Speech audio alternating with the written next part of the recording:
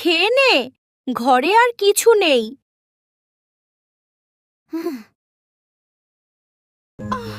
আমি খাবো না।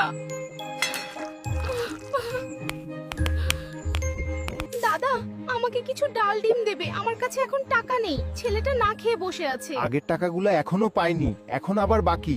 আমি 2-3 দিন পর দিয়ে দিব, দয়া করো প্লিজ দাদা। 2-3 দিন পর দেবে বলে বলে আজ 1 মাস ঘুরাছো, যাও তো চলে যাও। দাদা, আমাকে কাজ দেবেন।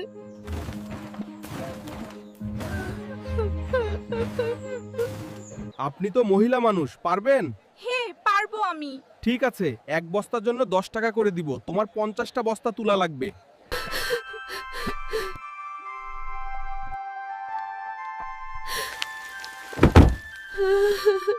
Here, take this money. Go buy what you need. Thank you, sir. I need a carton of eggs, please. Here you are.